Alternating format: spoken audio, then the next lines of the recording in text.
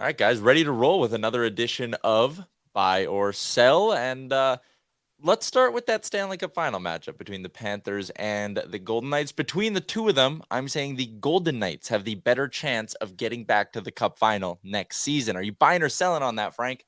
Selling. Woo. I think the Florida Panthers are going to be better next year than they were this year. Injuries and start to the season notwithstanding. This was always the plan for the Panthers, was have an okay year this year. They caught lightning in a bottle in the playoffs, but they have contracts and dead cap space coming off their books. They've got cap space. And most importantly, what this playoff run did for Florida is it put that team on the map. It was always a great place to live and a sneaky, out of the way, awesome place to play in the NHL if you minded being on a team that never really had a chance to win.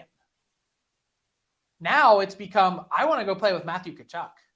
I want to go play for Paul Maurice. And I get to live in a no-tax state, a team with a chance to win, and a pretty awesome freaking place to live. Like it will become now a premier destination to get players to go play now that they've shown and demonstrated that they can be a legitimate contender. I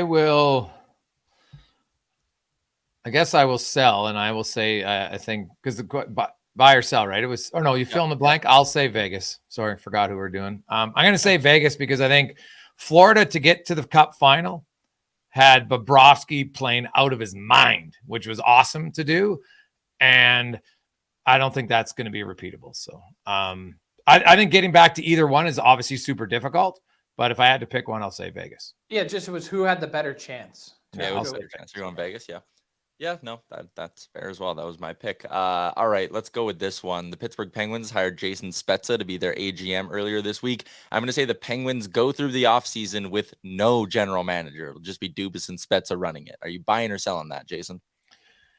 It's a really good question, man. The announcement today makes you think like, Now, Spezza doesn't have a boatload of experience, but he's been around. He's a really smart guy.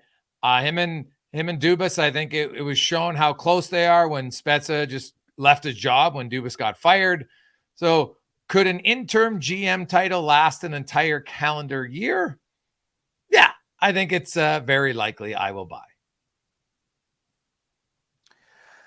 I am going to sell. I think that part of the reason why, obviously, Kyle Dubas can do this in one all-encompassing position of president and GM. And I do think, given the autonomy that he was seeking, that probably is pretty attractive. But I'm going to sell based on the reason that I think the Penguins have some really difficult conversations to have in the next 2 to 3 seasons. And I'm going to go out on a limb and say that Kyle Dubas doesn't want that blood on his hands, and he's going to have someone else do the dirty work. Isn't that weird, though, if you wanted full autonomy, but then you're going to get someone to do dirty work for you? Like, that's You're going to put someone in the exact same position that you were just in and fought to leave? Yeah. Okay. Pretty weird, right? Yeah, that is weird. The whole thing is weird. Why not just say, I'm the president and GM and we're not hiring anyone? Yeah. I like that you've compared it a couple times to like the basketball or baseball setup, right? Where you hear a ton from the president and the GM is just kind of there just doing guy, the grunt. Yeah. Yeah, it's interesting. Next one I got for you guys. You talked a little bit about the buyout window opening up here right away. I'm going to say over 2.5 buyouts. You buying or selling, Frank? I'm going to sell. I'm not. Look, last year we had set. Like, are you including like the weird ones that no one's thinking of? Some guy that makes minimum that you're like. No. It's got to be like an NHLer. Okay, I'm gonna sell. I'm gonna say under.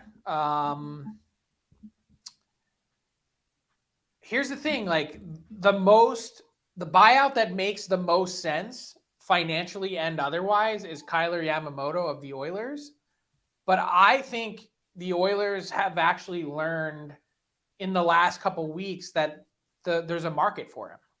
They're not going to get value, but they're not going to have to pay to move him. So the easier thing is just to trade him for nothing rather than buy him out and have any even minimal cap space dead cap space. So Yeah.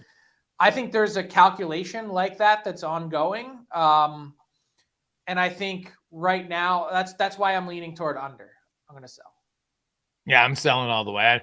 I think Yamamoto's getting traded at, for a mid-late round draft pick.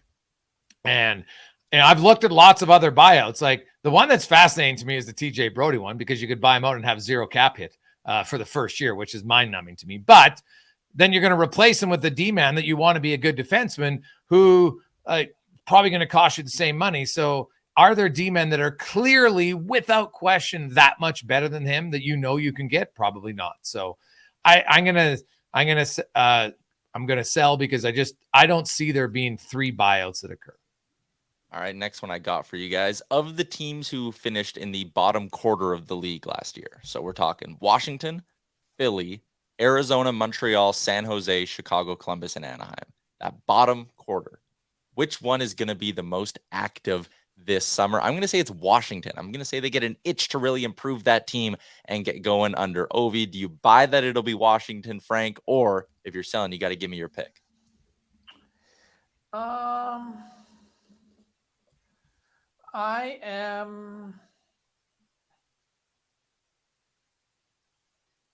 going to sell, and I'm going to say Arizona. Now, are you saying active in the sense that they're just going to be dishing out assets, or active in the sense they might, for once, try to get better? Well, hold on a sec. So, do you include the moves Columbus already made? Nah, it's going forward. I don't live in the past. I think Montreal is going to be pretty active. I'm going to stick with Arizona. I'm going to look, Washington is the easy answer. Okay. Because they just have so many contracts that are up front that they need to fill out their roster. So by nature of also having Evgeny Kuznetsov and trying to trade Anthony Mantha, that they're going to be quite active. But here's the thing. I've been told that the Arizona Coyotes have a different mission and or mandate in place now that things have stalled in Tempe. And now they're sitting here going, well, we got to play out the next few years in Mullet Arena. We might have to press go on this sooner rather than later, which is basically the worst fear of any GM, is to embark on a long rebuild process only to have the stakes pulled up a lot quicker than you imagine. I think the Coyotes might actually get a little bit aggressive. And again, don't hold me to it. I haven't done all of the reporting I need yet, but those are the rumblings that the Coyotes might be actually trying to improve. Oof. Does that make sense to you, Jay? Like that they're in this spot where they're like, ooh, we got to generate some buzz in the market. Well, at some point you would think so. God, it'd be brutal, but I got to believe it until I see it, Frank. They're good. But the theory makes a lot of sense. Will they actually do it?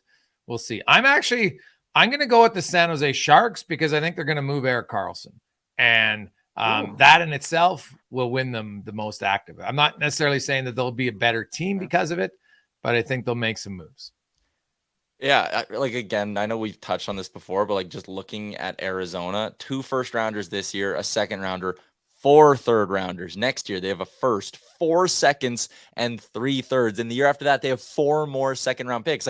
If you use all those picks on prospects, there's not enough room in your minor league system for these guys to play. It just doesn't make sense. I think they should be looking to have, I'll call it a Seattle Kraken-esque offseason. Weaponize your cap space. They went and picked up a guy like Bjorkstrand. I thought that was a great trade. They didn't have to give up very much to get him relative to, I think, what he's worth in terms of his goal-scoring ability. So why not have a Kraken-esque offseason? You got a goalie there in Karel Vejmelka. Go add a couple more pieces with all these mid-round picks you have.